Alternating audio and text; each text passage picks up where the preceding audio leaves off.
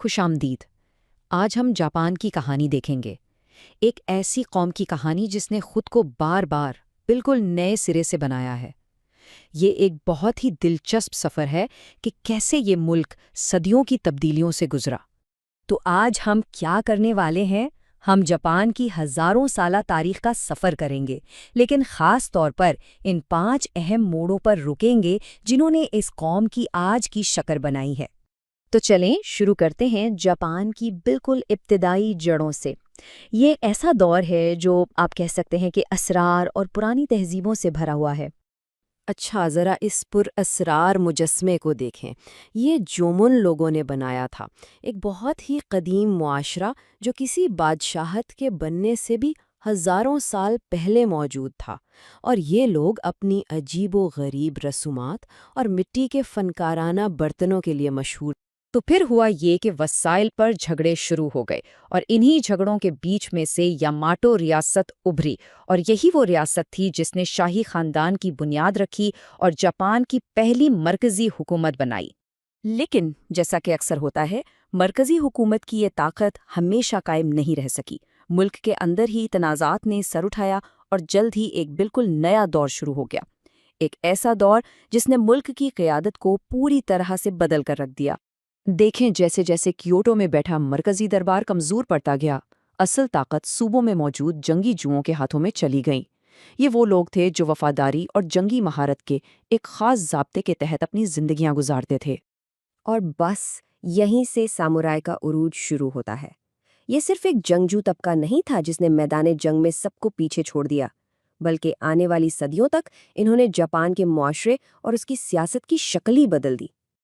اچھا، اب یہ جو سامورائی کی حکمرانی تھی نا، یہ کوئی ایک جیسی نہیں تھی، یہ وقت کے ساتھ ساتھ مختلف ادوار سے گزری۔ اس کی شروعات ہوئی 1185 میں کاماکورا شوگونیٹ کے سخت فوجی حکومت سے، اور پھر اس کا اختتام ہوا توکوگاوا دور کے ایک لمبے پرامن اور مستحکم دور پر، جس نے جاپان کو 250 سال سے زیادہ عرصے تک جوڑے رکھا۔ توکوگاوا دور نے جاپان کو امن تو دیا، لیکن اس کی قیمت تھی دنیا سے الگ تھلگ ہو جانا۔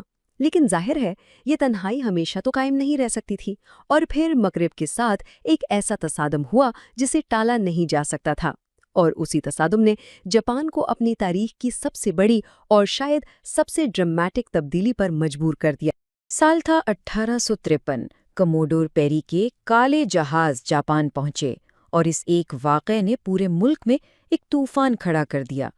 ایک شدید بحث چھڑ گئی کہ کیا ان غیر ملکیوں سے لڑا جائے، ان کی پرتشدد مزاحمت کی جائے، یا پھر حکمت عملی اپنا کر ملک کے دروازے ان کے لیے کھول دیے جائیں۔ آخر کار فیصلہ ہوا جدیدیت کا، اور یہ جو تصویر ہے نا شہنشاہ کی، یہ ایک تصویر میجی دور میں آنے والی زبردست تبدیلی کی پوری کہانی بیان کرتی ہے۔ اور جاپان صرف بدلا نہیں، اس نے تو جیسے ایک دوڑ لگا دی۔ سوچیں، صرف چند دہائیوں کے اندر جاگیردارانہ نظام ختم کر دیا گیا، ایک نئی مرکزی حکومت بنائی گئی، اور فیکٹریاں، ریلوے، ٹیلی گراف، ہر طرف تیزی سے صنعت کاری ہوئی۔ یہ ایسا تھا جیسے مغرب نے جو ترقی صدیوں میں کی، جاپان نے اسے چند دہائیوں میں سمیٹ لیا ہو۔ اچھا، اس تیز رفتار جدیدیت سے جاپان کو بے پناہ طاقت تو ملی، لیکن اس طاقت کے ساتھ ساتھ سامراجی عزائم نے بھی جنم لیا، اور یہی عزائم آگے چل کر ایک تباہ کن عالمی جنگ کا سبب بنے۔ یہ سفر شروع ہوا 1895 میں چین پر فتح کے ساتھ، پھر 1905 میں روس کو شکست دی۔ ایک کے بعد ایک فوجی فتوحات نے پورے ایشیا میں جاپان کے توسیع پسندانہ عزائم کو ہوا دی، لیکن ہر جیت کے ساتھ وہ امریکہ اور دوسری مغربی طاقتوں سے براہ راست ٹکراؤ کے اور قریب ہوتا جا رہا تھا۔ اور پھر اس جنگ کا خاتمہ ہوا، ایک ایسی تباہی پر جس کا تصور بھی مشکل ہے۔ اس کی ہولناکی کا اندازہ ان لوگوں کی باتوں سے ہوتا ہے جو ایٹمی بمباری میں زندہ بچ گئے تھے۔ یہ تصویر، یہ جنگ کے آخری لمحات میں انسانوں کو جو قیمت چکانی پڑی، اس کی ایک خوفناک یاد دہانی ہے۔ یہ ایک ایسا صدمہ ہے جو اس قوم کی یادداشت میں ہمیشہ کے لیے نقش ہو گیا۔ لیکن یہاں جاپان کی کہانی کا ایک اور موڑ آتا ہے۔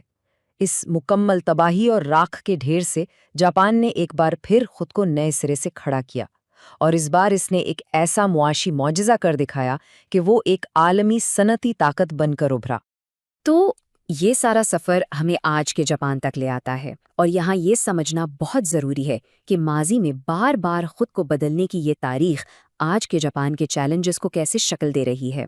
جیسے کہ 2011 کی یہ تہری آفت، یہ ایک بہت ہی تکلیف دہ یاد دہانی تھی کہ جاپان کی فطرت کی طاقتور قوتوں کے ساتھ جدوجہد آج بھی جاری ہے۔ یہ ایک ایسی لڑائی ہے جو اس کی تاریخ کے بالکل شروع سے اس کے ساتھ چل رہی ہے۔ آج جاپان ایک نئے قسم کے چوراہے پر کھڑا ہے۔ اسے کئی پیچیدہ چیلنجز کا سامنا ہے۔ آبادی بوڑھی ہو رہی ہے اور کم ہو رہی ہے، چین جیسی پڑوسی طاقتوں کے ساتھ تعلقات میں کشیدگی ہے، ماحولیاتی تبدیلی ایک عالمی خطرہ بن کر سامنے ہے، اور ان سب کے درمیان یہ بحث بھی جاری ہے کہ اس بدلتی ہوئی دنیا میں جاپان کا فوجی کردار کیا ہو اور اس کی تاریخی شناخت کیا ہے۔ تو آخر میں ایک سوال ہمارے سامنے آتا ہے، ایک ایسی قوم جس کی پوری تاریخ ہی خود کو بار بار نئے سرے سے بنانے اور ہر مشکل پر قابو پانے کی کہانی ہے، کیا وہ آج کی ان بے مثال عالمی تبدیلیوں کا سامنا کرتے ہوئے بھی یہی کر پائے گی؟